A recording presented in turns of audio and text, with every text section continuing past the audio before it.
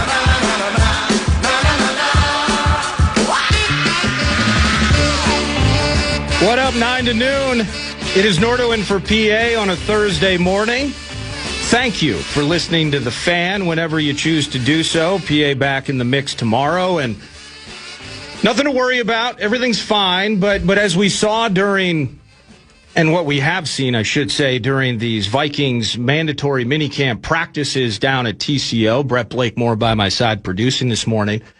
Brett, you could appreciate the idea of reps. Yes. Right? Reps matter. That's right. And we've heard it from Kyler Murray. And I feel what Kyler Murray is feeling because it is about reps. And whether it's him getting 50-50, producer of 9 to noon, I get like 20% of the reps. 25 vocal maintenance days. Maybe there's a brief extension of that percentage of reps.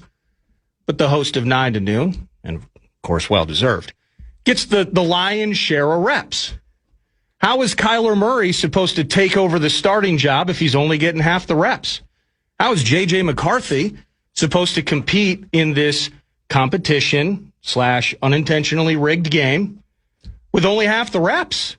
How is that possible? So I stormed into the office. I did. I slammed my fist down on the table. I promptly apologized.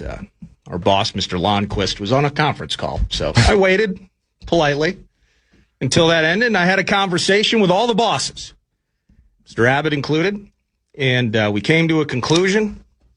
I now get 20% of the reps, 9 to noon. So now, would you say 9 so I left happy. Would you say 9 to noon sometimes feels like a classroom? That you're on one side of the classroom and PA's on the other? Yeah, PA's on one side of the glass room. Yes. And I'm on the other side. And it's Abbott's job to teach us. It's really what it comes down to. So, but the Vox is back in the mix. More OTAs today. Speaking of those reps, speaking of that quarterback competition, that's going to be a big part of the chat with Ben Lieber, weekly guest in Studio 9 to noon. We're going to see him at 10. But as I put on my X post as I was putting the show together today, some really fun. It's an eclectic potpourri like 9 to noon today. And I finally also get to talk about something I really only get to talk about once every 4 years. So for the next month, just get used to it. Yeah, it's on. It's going to happen. Starting today, 2 p.m., Mexico and South Africa. And from there on, tomorrow night, Friday Night Lights, 8 o'clock, U.S. and Paraguay. We'll get to all of that. But I just am still in awe of what happened in Madison Square Garden last night. Right corner, Alvarado bounces it right back to Brunson. To the near sideline, Brunson steps into a three and connects. Jalen Brunson makes it a 1-point game with 2:17 to go.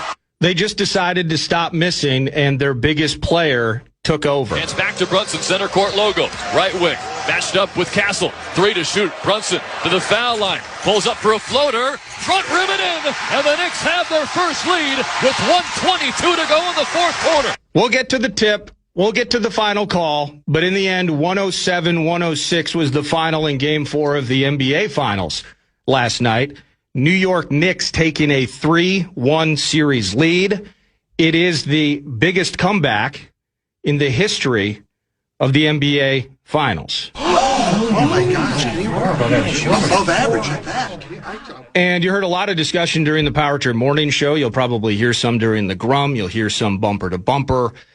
This time of year, and as we as Wolves and also Wild fans, some hockey conversation, Michael McCarron joining us, new contract, fresh new deal for him. He's going to join us at 11. You know, we're trying to figure out, do we deserve to be at the table of the OKC Thunder, of the San Antonio Spurs? We're on the outside looking in. A lot of us with Howl in our blood are watching Karl Anthony Towns, and it's going to hurt.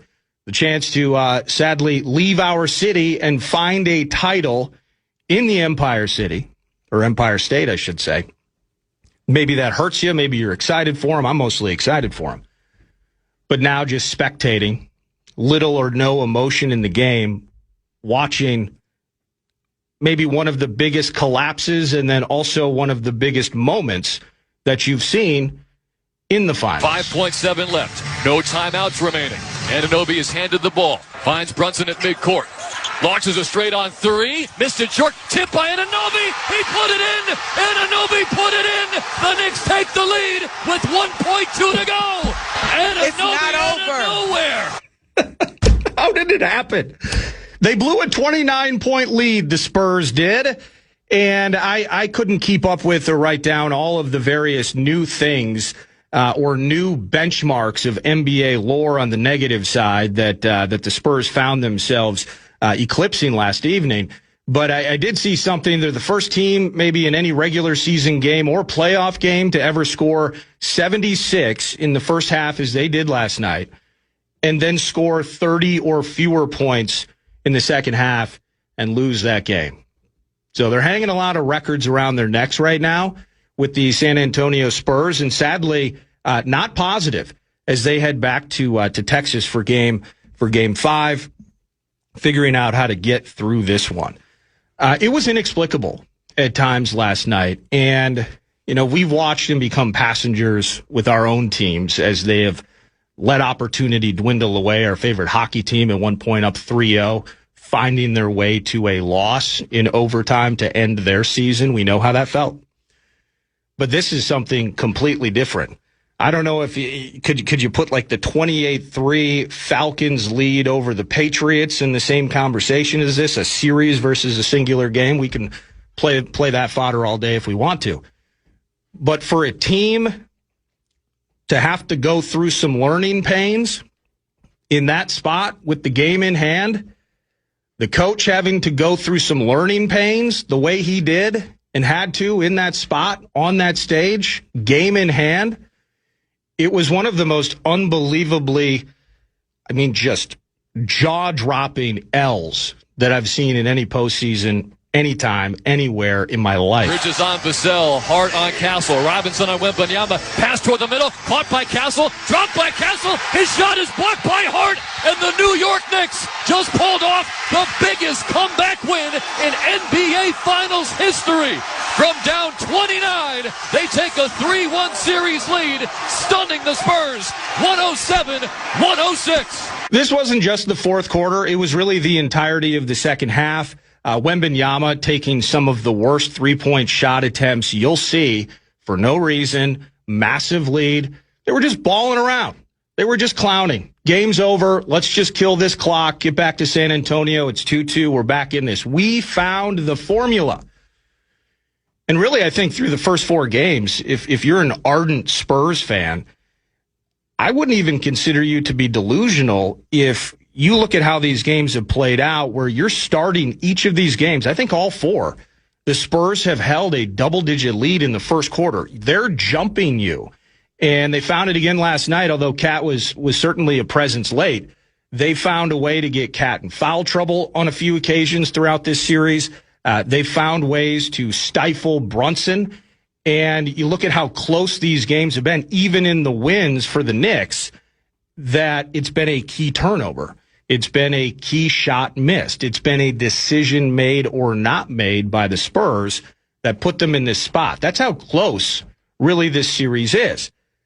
But maybe the defining factor would be the maturity, the calm, the understanding of the roster in New York, and maybe the calm, the experience, and maturity of the coach in New York that makes the difference. Now, in a roster full of kids, I mean, in the end, despite how awful the third quarter was in itself, they're up 15 with like 8 minutes to go. And then Stephon Castle with a shot clock violation, desperate triple. Cat kicks his foot out on a three, that next ensuing possession, begging for a foul.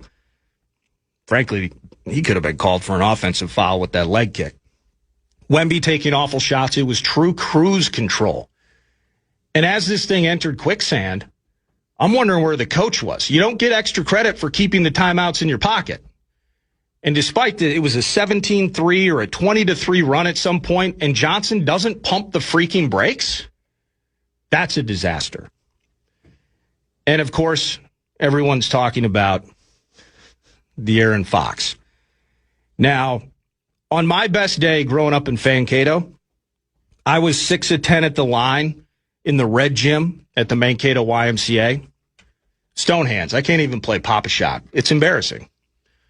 Even I know you can't attempt that layup. You're up one. You get the turnover. You do the work. Run out the clock. How different it would be. I want to put him up three. He was so nonchalant about it. People are kind of digging into the mannerisms of his postgame last night. I just wanted to put us up three. Didn't think he'd catch me. Oh, okay. Dribble that thing out, force the foul. You're still at the line with a chance to go up three. But maybe an extra 3, 4, 5 seconds is taken off the clock. And that changes potentially the entire frame. And you still have that 3-point lead. My goodness, De'Aaron Fox, a guy that they're about to start paying a boatload of cash to. He was supposed to be the veteran. As a matter of fact, despite his poor game last night on the box score, there's one guy moving forward, and Dylan Harper. The conversation in San Antonio has to be that he is starting next season. And Wembanyama, certainly the centerpiece. We all know that. But Stephon Castle, not great from the field last night, like 2 of 7, 2 of 8, something like that. Bad performance by him in terms of actually shooting the ball. He was, that kid was the only calming presence in the heat of that thing last night. I think he took 6 of his 8 free throws in the fourth quarter. And as frustrating as it can be, we saw it. He drives and he draws that contact. Sometimes he's fouling with his offhand, his forearm to the bucket. He is already veteran level savvy in terms of drawing fouls, getting to the line, and making buckets. Stephon Castle felt like at times the only guy on the court that knew this thing was getting nasty. You're in the freaking bonus. You have 10 seconds left, and De'Aaron Fox does that. Oof. Spurs fan buddy of mine. All caps. Trade him. De'Aaron Fox, leave him on the tarmac. It's over. Well, what's crazy, it wasn't perfect. It wasn't perfect for the Knicks either. And after that Cat triple, it just seemed every single possession the Knicks were finding the bucket. Could not be stopped. Even a ridiculous Brunson turnover led to one of the myriad bad shots that the Spurs were taking early in the shot clock. So they got out unscathed from that. Josh Hart. How about Josh Hart? Waking up this morning, still sweating it. The lay-in, should I dunk it? Should I lay it in? Well, you didn't either. And that didn't turn out well. You also were staring at the clouds. You were checking out, hey, there's Spike Lee over there. Hey, Mr. McEnroe, how you doing? While Castle was right under the bucket, drawing that foul, getting to that line, shooting a couple freebies as I was talking about a moment ago. Josh Hart getting out and waking up this morning unscathed with a 3-1 lead for a team that hasn't won a title in 5 decades. If that would be pointed to as the chief reason that the Knicks did not win, he's a chief villain for years to come. But he's alive this morning. And in weeks from now, after the parade down Madison Ave, they're going to forget about Josh, or they'll laugh about it, in fact. But despite all those errors, despite that awful second half from San Antonio, it still required magic. It still required the Knicks to be mostly perfect. And it's still required, after the quick 3 attempt by Brunson, the unbelievable athletic feat of OG Anunoby, who had a couple of huge triples defensively, had the block on Fox on that stupid layup attempt. OG Anunoby, it's going to be Brunson's finals MVP, 99%, but OG Anunoby has been as indispensable as anybody on the court for New York, just in awe. The Knicks finding their way to being as close to perfect as possible in the clutch, and a team that maybe player for player has the most talent and potential of the two teams, crumbling, wilting. Wemby with those bad threes. How about Wemby missing 2 free throws late in the fourth quarter? A disaster that will follow this team and follow Wemby for years to come, until this team's probably right back in the same spot within the next couple of years, and we'll get another chance. But the kids learning, the coach learning in the worst possible spot at the worst possible time, just still in awe of what we saw last night. And that is, again, as spectators, as outsiders, to kick off 9 to noon, the getting is good right now. From what we've been watching in the NBA Finals to what we're going to continue watching tonight in a 2-2 series, Game 5, Canes in Vegas, the getting is incredibly good in these two title series. So that kicks off 9 to noon, and a Timber Tech set list. I mentioned how eclectic it will get. We will get to hockey. Michael McCarron, new deal. He's going to be joining us at 11. Kevin Fallness is going to be with me, chatting not just the finals, but Minnesota Wild hockey. We got summertime trade rumors and vibes and fodder with that. And then we'll get to Ben Lieber at 10 a.m. He's going to be in studio, Vikings minicamp, chatting about these reps. What about these reps? Need these reps. Nacho Lieber, 10 a.m. But next, the Chief Development Officer of Minnesota United. Once every 4 years, I get permission from the corner office to talk about this. Minnesota United's Manny Lagos is going to be in studio. The World Cup is upon us. Starting at 2 o'clock today, it's Mexico and South Africa. The United States, Team USA, faces Paraguay tomorrow night. We're going to break down the beautiful game on a global scale with Manny in studio next.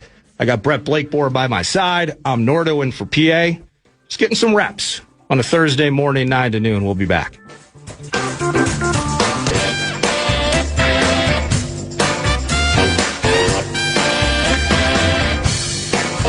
It's 250 years of America and 250,000 from the Fan.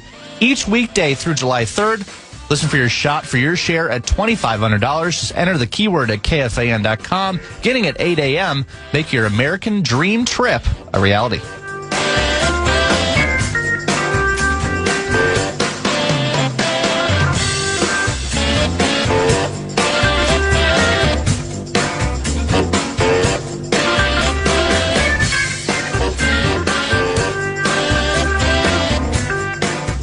Personal foul.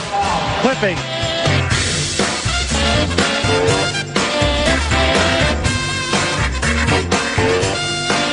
I always loved that one.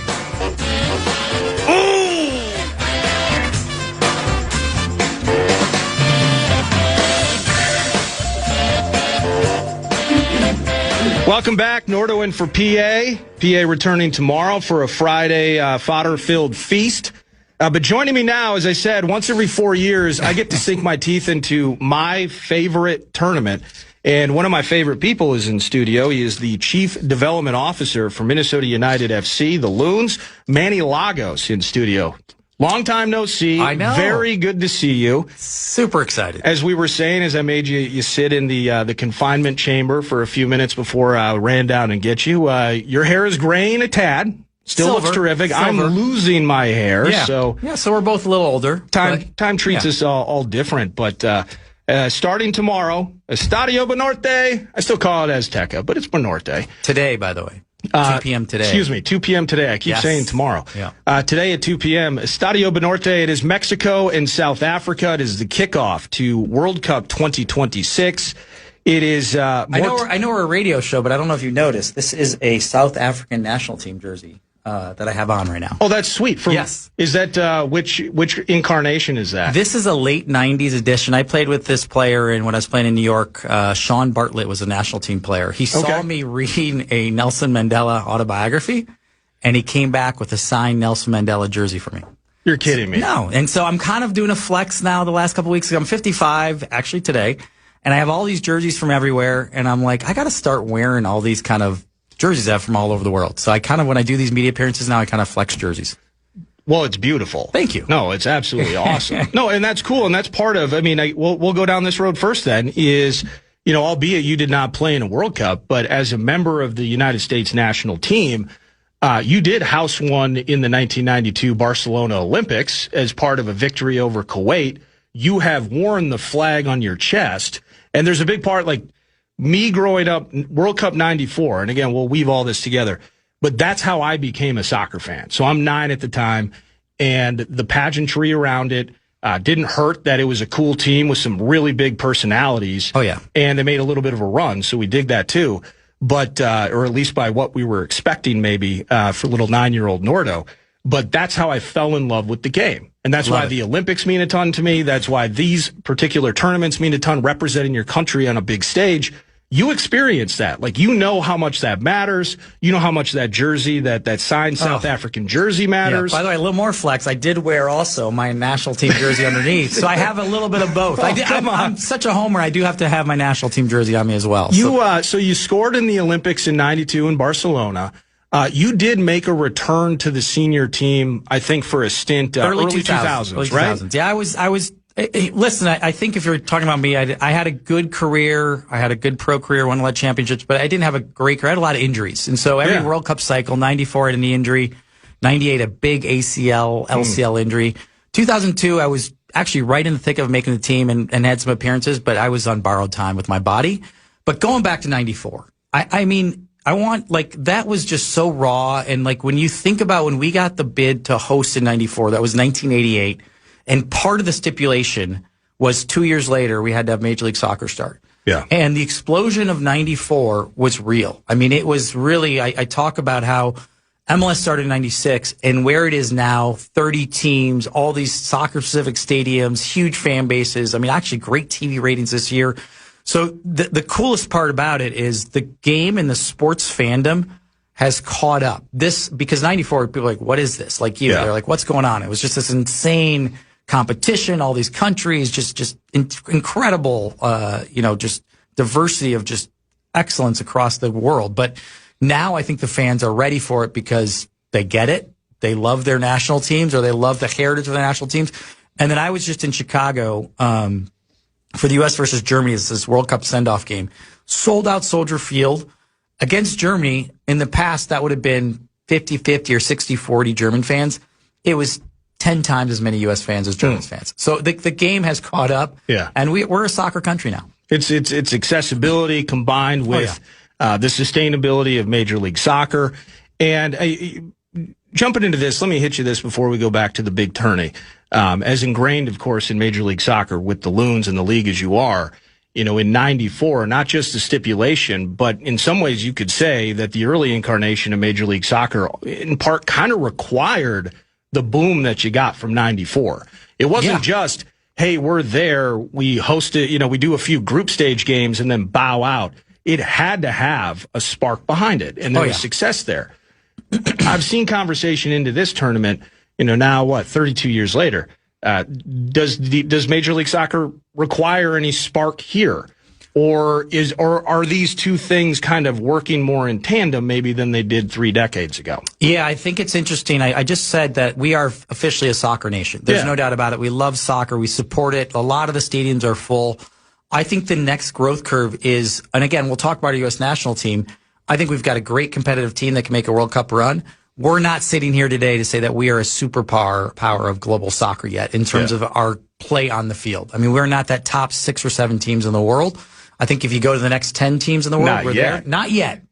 But we've learned that it's a lot harder than we thought. And that culture of kids playing and just doing it from the time they're like 5 and they could barely walk, we still aren't quite there with that. But again, I love that Major League Soccer is on the growth curve to help with that. Like everybody in this community is still kind of building and growing the soccer culture. Yeah. It takes time to build a good culture, like in anything you do. So long story short, I'm super excited about the future. And the growth curve of Major League Soccer is we're probably a top 10 league in the world, but it's kind of like becoming a good golfer. You want to go from like 70 to 70. That last 5 strokes, to get to the top 5, we have to build a better business model. We have to develop, and which is great. The only way we do this is we develop the best players in the world in this country. So we've got a huge growth curve from this World Cup. I think it's going to be a huge bump. No, I dig that. Now, to that end, starting today through tomorrow night, 8 p.m., it's going to be Paraguay and the Americans. Pump for that. Friday Night Lights. This is the fresh version of the World Cup with more teams. We have multiple nations hosting it. So we got, again, we're in Mexico City today. We got LA, we got Seattle, we got Canadian games. It's going to be all over the map. What do you think of how this thing has been put together and organized, and just in general, like the kind of handling the expansion of teams and really the expansion of real estate of this tourney and putting it all together? Yeah, I mean, I think there's some glass half full, glass half empty kind of elements of the tournament. I really agree with the kind of sentiment about, I think it's a little bit too expensive. There's no doubt about it. I think FIFA is trying to navigate the realities that this is a market-driven tournament, and the market says U.S. fans and North American fans will pay a lot of money for these games. I personally think FIFA should have looked at maybe not trying to make X amount billions more than they did in Qatar. I think Qatar they made about 5 or 6 billion. I think this one they're around 8 or 9 billion they're going for. Wow. So I think that's a little bit, and they kind of say that they're going to put the money back into the game, but at the end of the day, this is such a cool sport because it really is the people's game. This is the game that every connects and is really cheap to play. And if you're a little kid and you have a soccer ball and get some friends, you can just play anywhere, you know. And so I think the reality for me is I think that is one of those glass half empty moments where I do think FIFA needed to come into this a little bit more like, hey, how do we get the average fan access to this game more than just the people that are going to go are the people that really have the ability to go. So, but glass half full, I love adding these teams. There's some countries here that never get to World Cups. There's countries that, you know, are going to be coming to this country to experience our culture, to just celebrate the game. And I think it's going to be really cool that there's going to be some surprises this World Cup because it's expanded. Yeah, and I liken it to when the NCAA tournament expanded to 64 teams in the mid-'80s. So now, and even as they're potentially having a conversation about making that even bigger. Yeah. Now I'm going to put my old head hat on. I'm going to say it's too much. Too much. Keep it at 64. It's all I've ever known. There are some people that keep it at 32, right? Yeah. And but I think there's a combination of things. You're going to see a few lopsided scores in the group stage. Yeah, you know, for sure. Cabo Verde, and some of these. Curacao, they're going to have some trouble. Yep. No doubt about it. No doubt about it. You also open the door to an Egypt, a Bosnia. You open the door to some weird third place team getting in and just having magic in the round of 32. No doubt. I don't think it mitigates. I mean, and as we get farther down the line here, France and Spain, and you're on your own after that. You know how these World Cups have gone historically.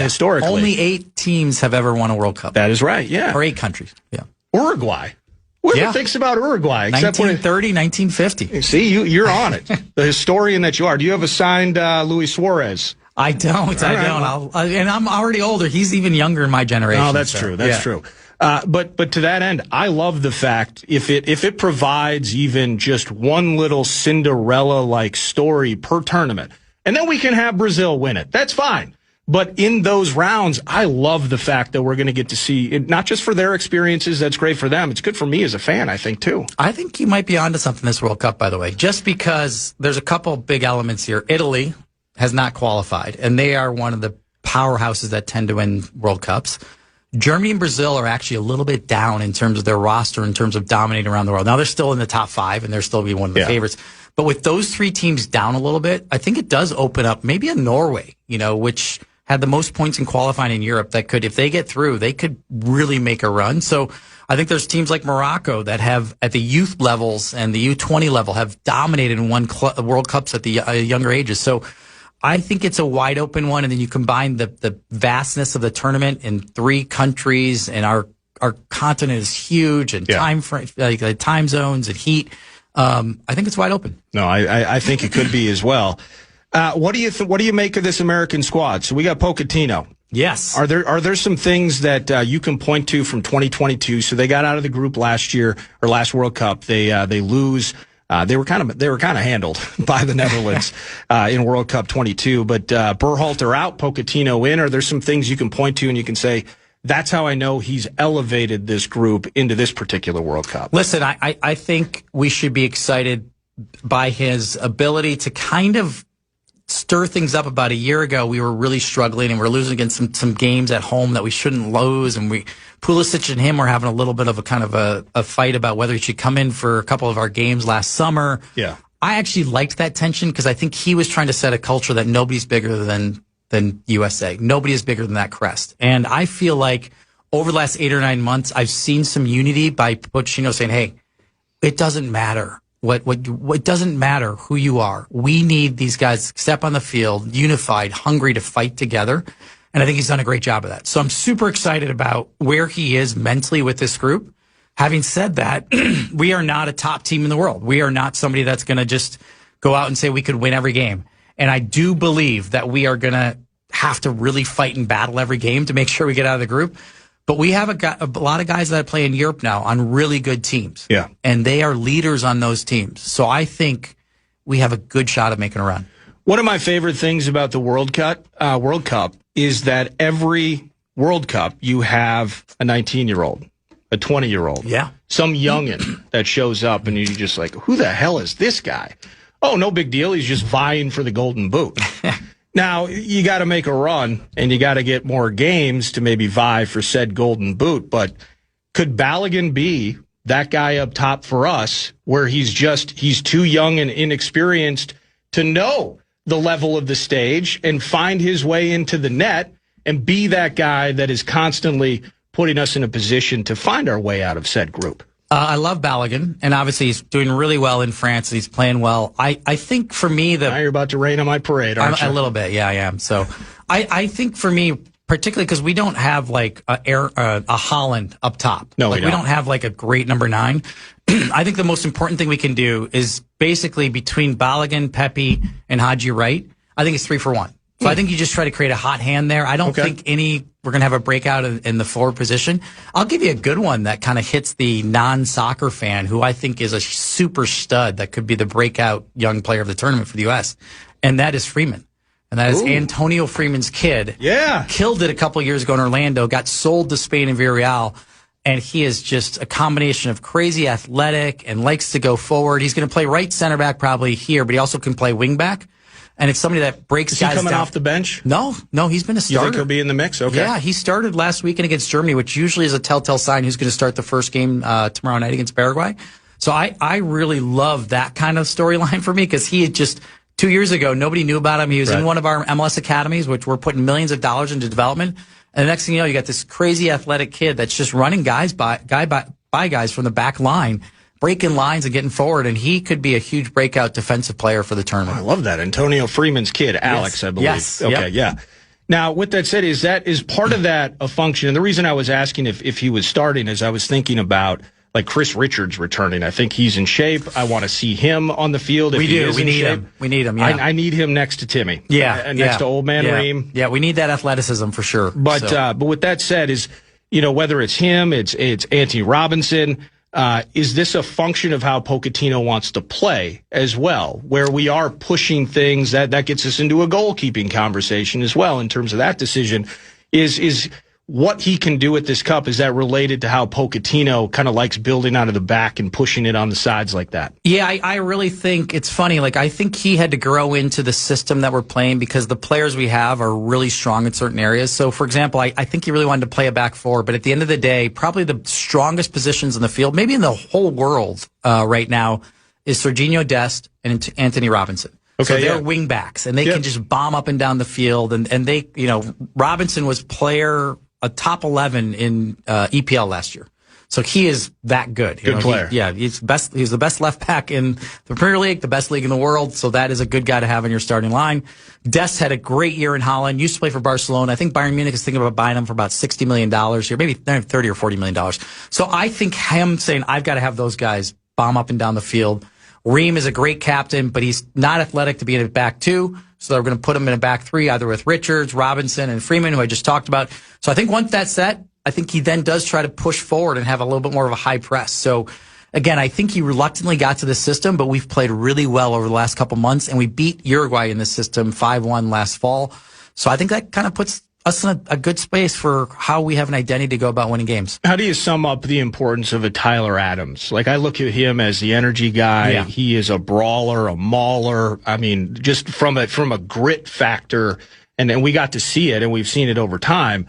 But how important and vital he is to this mix. He's massive because he also kind of exudes that American culture mentality where we have to outwork teams on the field. Like, at the end of the day, if we want to make a run in this tournament, we have to outrun guys, we have to outwork guys, we have to out-hustle guys, and I think we have to out-tough them, and he's going to be that guy that's just a little bit of a psycho on the field to get around. And sometimes if you're watching new to soccer, you might not even notice him, but he's all over the place. He's pressing, he's repressing, he's blocking the holes where other teams are trying to get down when we're in our low block. And so for me, I think his mentality is so important for us in terms of the leadership on the field about, guys, we cannot take a play off. We can't take a moment off. We have to be on the front foot as much as possible. We almost got through an entire segment without mentioning Christian Pulisic. Yeah. And the reason I did that is because to the average soccer fan, that is going to be the first person that they're thinking about. That's our star. That's our 100%. Big timer. So if you can help me out and describe what they should be looking for when they watch him starting tomorrow night in terms of, not just goal creation and potential finishing, but just in general, like what our best player is supposed to look like and what we need from him starting against Paraguay. Yeah, I think it's really important. This is where you talked about Pochettino. I think he did a great job of deciding, hey, our best player, Christian Pulisic, is the best player on this team, and I think he needs to have the best World Cup of anybody in the roster. Maybe McKennie's up there too. But Pochettino didn't give him the captain's armband, and he did it for a reason. He was like, hey, I can't have you think that you have to take over the whole team and you have to lead the whole team to victory via your offensive kind of output and ideas. So he kind of is putting him next to either Timothy Tillman, or McKennie as double tens. And he says, listen, I want you to go vertical. Because when you watch Christian Pulisic, he can grab that ball, and he's got this explosive run with the ball that's awesome. And that is really hard to do in soccer over and over again. And that's what we need from him. We need that just vertical running and that vertical energy. And he had a great game against Senegal a couple weeks ago where it was a World Cup prep game. And he was just on fire. He had a goal. He had an assist. And again, I love where Pochettino has him because it's not just a single 10, which is your kind of creative player that has the ball has to go through him. It's like, no, it doesn't have to go through all the time. But if you're watching Christian, he's so explosive. And he really is now at a point where if he has a great World Cup, it's a fair debate about who's the best World Cup player of all time or national team player of all time. Is it Pulisic or Donovan? And I think it's a fair debate, and both sides could win. A little bit of generation stuff. But long story short, if he has a great World Cup, that debate might tilt towards Pulisic a little more. I love that. Hang out in studio, one more segment. Yes. We're going to finish up on the World Cup, catch up a little bit with Minnesota United, Loons, and continue this soccer conversation as the World Cup begins today, 2 p.m. It'll be Mexico and South Africa, the United States. A couple Fridays in a row. It'll be 8 p.m. against Paraguay. The 19th, it's a matinee, I think, 2 p.m. against Australia. And then it's a late one, a Thursday night, the 25th against Turkey. I want to get to those teams because this group is super interesting to me. It is. And we're going to continue that conversation with Manny Lagos next on The Fan. Stay plugged into everything KFAN, sports updates, ticket giveaways, show highlights, and more. You can follow KFAN 1003 on all of our social channels like Instagram, TikTok, X, and YouTube. Follow the leader and be connected to the Fan.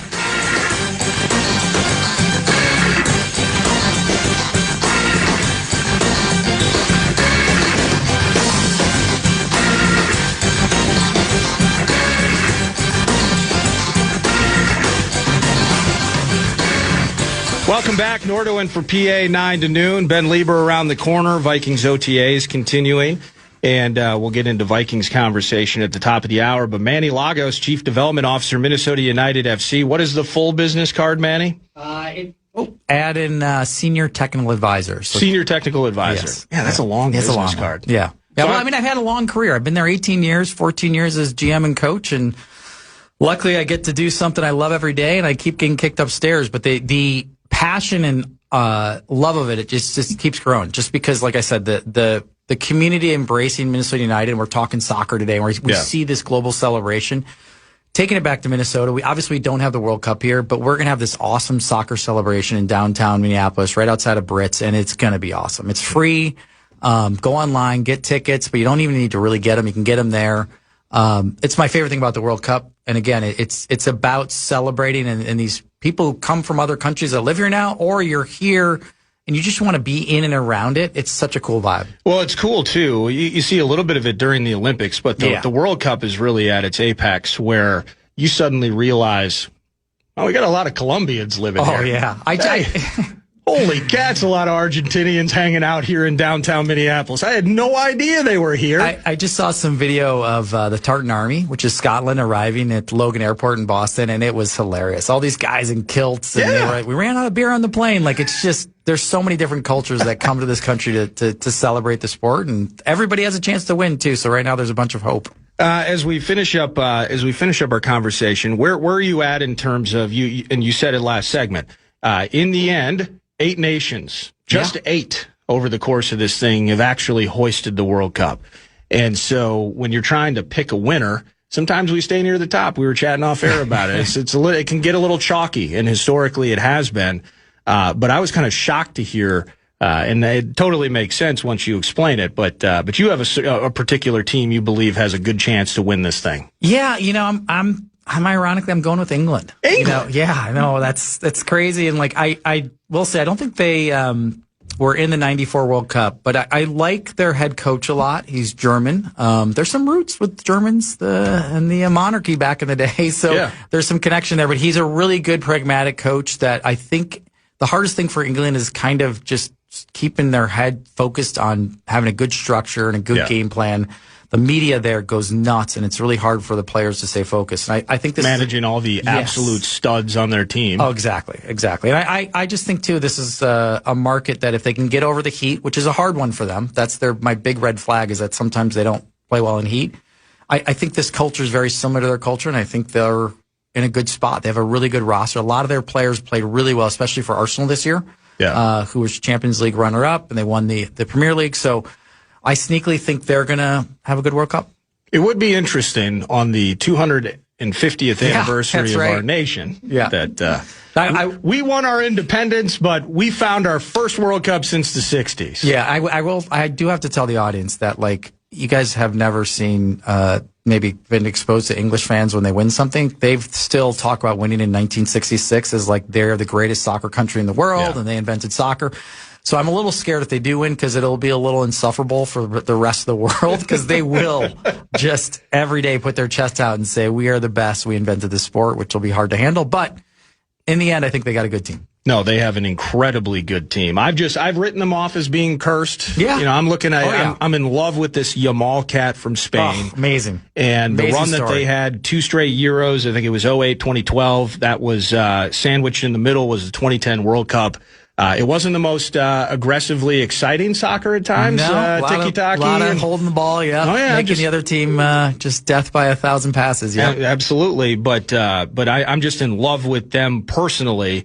But it is going to be that. It's going to be England. It's going to be Spain. It's going to be France. Brazil's my wild card. And so, but enjoy the meat in the middle, where we're going to have some really cool third place teams, a couple of them at least, that probably would never have been here regardless, without the expansion that, is going to make this thing a lot of fun. To the Loons. Yes. Loons on the layoff. Yes. What is Mr. Knowles and company doing to keep your guys fresh? First thing he did was he gave the guys a couple weeks off, which is huge. I mean, we had a 7-week break going on right now, and I love that the guys, because we had a battle. We had a really tough schedule, and we did a great job, particularly dealing with a lot of adversity, new coaching staff.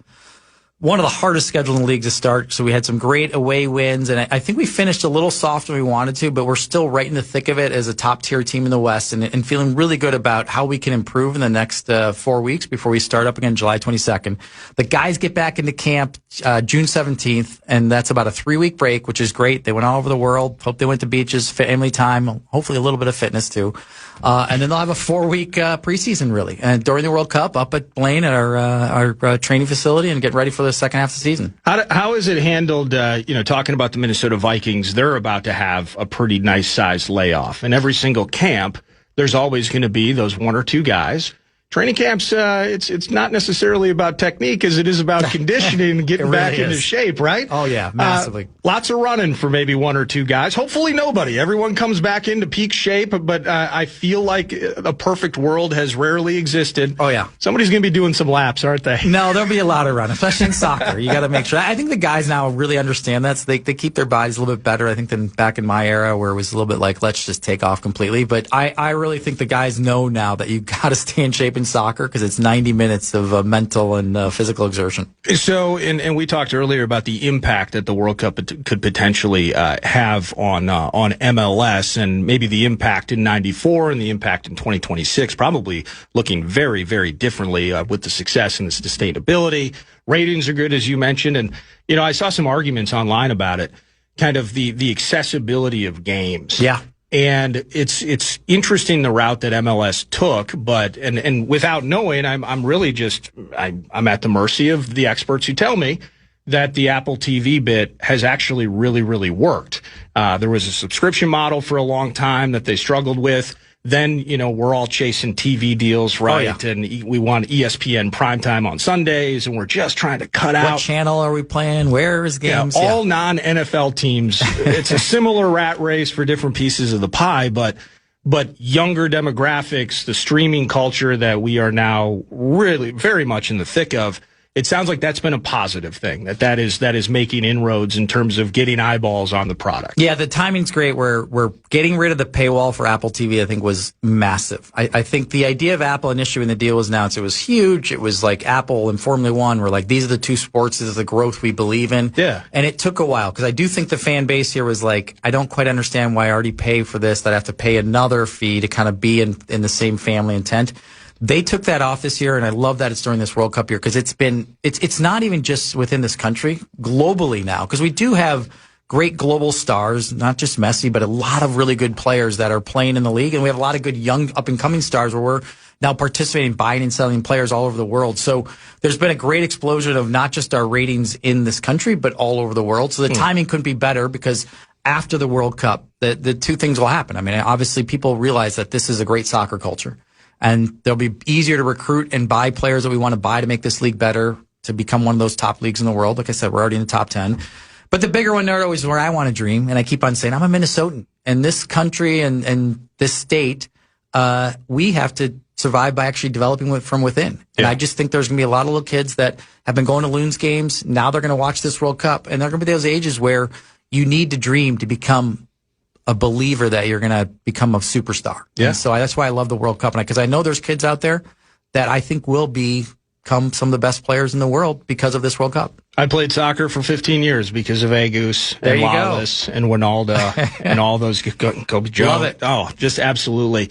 Last thing, and this is, Loons fans, let's go Loons. You're on the layoff. Everybody come back in shape and win a bunch of games. I got to say this, blast from the past, as I was taking a peek at the website, trying to figure out how long your business card was. I saw under assistant coach, and this goes back to me, fat guy with an oversized suit jacket doing some interviews. I think there was some seersucker in the mix. I got to meet Nesta, which was pretty unbelievable. Amazing. But when I was doing 45 TV for the NASL edition of Minnesota United, and you were roaming the sideline, you had a player named Danny Cruz. I did. Who I think it was like 2016, so it's been like a decade. Yeah. One of my favorite players, one of my favorite personalities. He's weaving his way around. Maybe he was in like Louisville or something recently. Oh, yeah. And now he's here as an assistant coach. It's amazing. And by the way, I love Danny Cruz. I mean, he obviously was a great player for this. He loved this community. And, he was doing really well in Louisville. This was a big move for him. He really looked at Minnesota. He's like, I love the culture here. I love the development, how we kind of try to develop our coaches from within. Yeah. And he's like, hey, I'm in this second division coaching where he's probably one of the top 2 or 3 coaches in that second division league that could just get a pathway to maybe even being a head coach in MLS. But he's like, no, I want to go back to Minnesota. I loved it there. This is going to be the right move for my path to eventually become a MLS head coach. And he's been awesome. I mean, we've got such a great coaching staff, and there's no doubt he's on a great path to probably be an MLS coach someday. Wow, that's cool. Well, say hey to Danny, even though he doesn't remember me. Oh, but, I'm sure he will. But all the same, that's so cool. The small world we live in. Welcome back, Danny. Welcome back to the studio. This Love is it. an absolute We blast. got to do it more often for sure. U.S. On the big stage tomorrow night, 8 p.m. That's Manny Lagos, Chief Development Officer and a member of the Minnesota United Football Club, in studio with me chatting about the World Cup that starts this afternoon. Another kind of football, American football, is next with Lieber on the Fan.